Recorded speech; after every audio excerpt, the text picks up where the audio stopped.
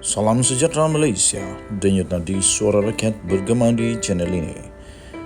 Jangan lupa tekan butang subscribe, like dan share. Malaysia kita punya, cintai Malaysiaku, kita jaga kita.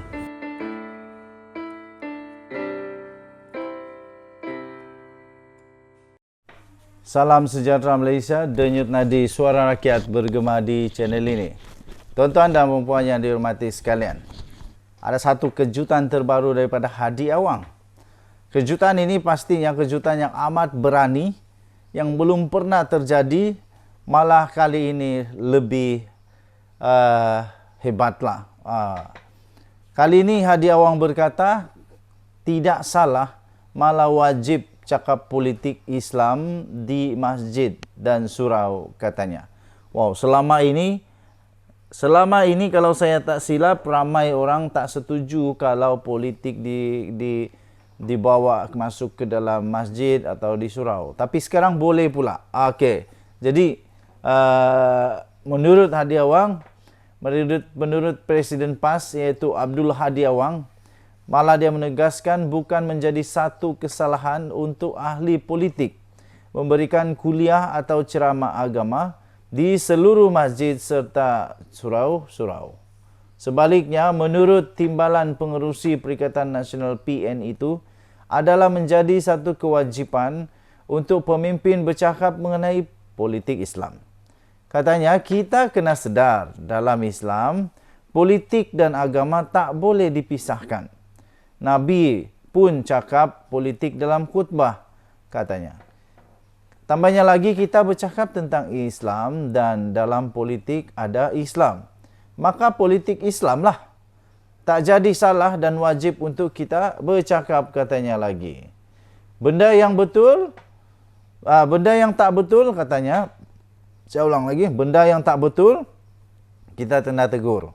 Sama ada hal ehwal ekonomi, politik atau apakah yang salah, wajib untuk orang Islam tegur. Termasuk amar makruf dan nahi mungkar.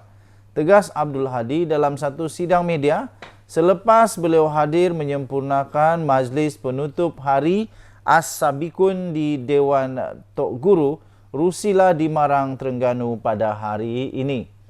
Abdul Hadi berkata demikian mengulas larangan terhadap semua ahli politik termasuklah ahli parlimen, ahli Dewan Undangan Negeri serta ahli Dewan Negara memberikan kuliah atau ceramah agama di seluruh masjid serta surau di Terengganu, termasuklah khutbah Jumaat. Itu katanya itu mengurangi, saya ulang semula, itu mengulangi arahan yang lama. Sejak tahun 1960-an lagi, kata Presiden PAS lagi. Yang dipertua Majlis Agama Islam dan Adat Melayu Maidam Terengganu, iaitu Syekh Harun Syekh Ismail, dalam satu kenyataan semalam berkata larangan tersebut dibuat agar semua tempat ibadat umat Islam di negeri itu tidak disalahgunakan untuk tujuan politik kepartian. Menurut Syekh Harun lagi, arahan larangan tersebut yang bertarikh 2 Mac dikeluarkan ekoran daripada Sultan Terengganu, Sultan Mizan Zainal Abidin, yang duka cita apabila ada ahli politik tertentu mengajar agama atau menjadi khatib dan imam solat tanpa kebenaran daripada pihak berkuasa. Bagaimanapun menurut Syekh Harun, pengecualian itu boleh diberikan kepada pemegang tauliah mengajar atau dengan kebenaran daripada Maidam Terengganu. Mengulas lanjut larangan itu, Abdul Hadi Awang sudah melaluinya sejak sekian lama. Malah Abdul Hadi berkata dia akan tetap meneruskan aktiviti berceramah dan khutbahnya seperti biasa di masjid dan surau-surau. Katanya, saya akan teruskan ceramah seperti biasa di surau-surau dan masjid-masjid. Ya, akan teruskan macam biasa, jelasnya lagi. Sementara itu dalam perkembangan lain, Abdul Hadi berkata, permohonan Parti Pejuang Tanah Air Pejuang untuk menyertai Perikatan Nasional akan diteliti dan dibincang dalam mesyuarat majlis tertinggi parti itu tidak lama lagi. Menurut Abdul Hadi, ini kerana penyertaan mana-mana pihak dalam gabungan itu perlu dibincangkan secara kolektif sebelum keputusan terbaik dapat dicapai. Denyut Nadi Suara Rakyat bergema di channel ini. Apa pendapat anda? Sila tinggalkan komen di ruang komen. Kita jumpa lagi. Selamat pagi Malaysia. Bye-bye. Salam sejahtera Malaysia. Denyut Nadi Suara Rakyat bergema di channel ini. Tuan-tuan dan puan yang dihormati sekalian, kita sudah pun mengetahui bahawa Idrus Harun, iaitu AG Malaysia, yang baru saja diperkenankan oleh Seri Paduka Baginda Yang di-Pertuan Agong untuk menjadi AG Malaysia bagi tempoh 6 bulan yang akan datang sekali lagi. Rupa-rupanya ada sebab mengapa dia dilantik oleh Seri Paduka Baginda Yang di-Pertuan Agong. Itu dinyatakan sendiri oleh Azalina Osman. Idrus dilantik semula kerana mungkin ada kerja yang belum selesai. Demikian kata Azalina. Menteri di Jabatan Perdana Menteri Undang-Undang dan Reformasi Institusi, iaitu Datuk Seri Azalina Osman Said berkata, beliau tidak terlibat secara peribadi di dalam pelantikan semula Peguam Negara, iaitu Tan Sri Idrus Harun.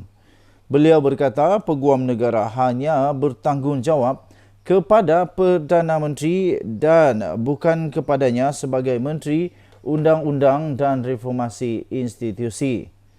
Katanya dalam kenyataan itu, mungkin Perdana Menteri Datuk Seri Anwar Ibrahim ada alasan tersendiri untuk menyambung lantikan Peguam Negara untuk tempoh 6 bulan. Tetapi bagi saya, apa yang sebenarnya perlu kita lihat ialah mungkin ada kerja yang belum selesai, katanya lagi. Azalina berkata demikian pada satu sidang media selepas beliau merasmikan satu pelancaran program celik kewangan klinik insolvensi dan klinik bantuan guaman di Kota Tinggi hari ini, ketika beliau diminta untuk mengulas tindakan sesetengah pihak di media sosial yang mempersoal penglibatan beliau dalam pelantikan semula Idrus Harun. Beliau berkata selaras dengan Fasal 1 Perlembagaan Persekutuan Perkara 145, Seri Paduka Baginda Yang di-Pertuan Agong Al-Sultan Abdullah Riayatuddin Al-Mustafa Billah Shah telah pun memperkenankan pelantikan semula itu selepas menerima nasihat daripada Perdana Menteri.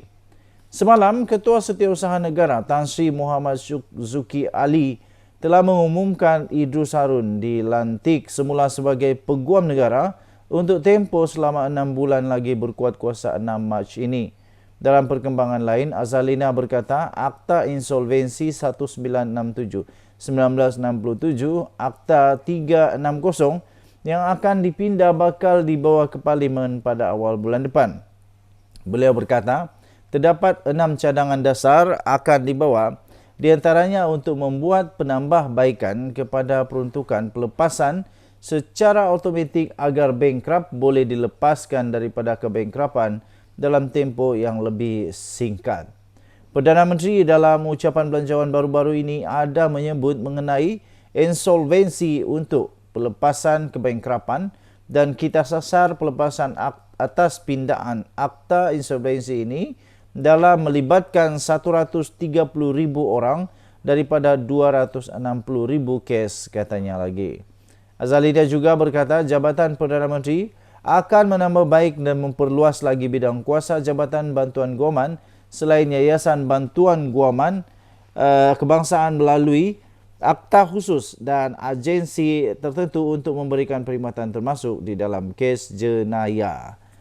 Tuan-tuan dan puan yang dihormati sekalian, kita berdoa semoga Idrus Harun, iaitu AG Malaysia yang baru yang diperkenankan oleh di-Pertuan Agong, akan menjalankan tugasnya sehingga tugas itu selesai, sehingga kerja itu selesai. Ada misteri di sebaliknya, kita akan rungkai perlahan-lahan. Denyut Nadi Suara Rakyat bergema di channel ini. Bye-bye.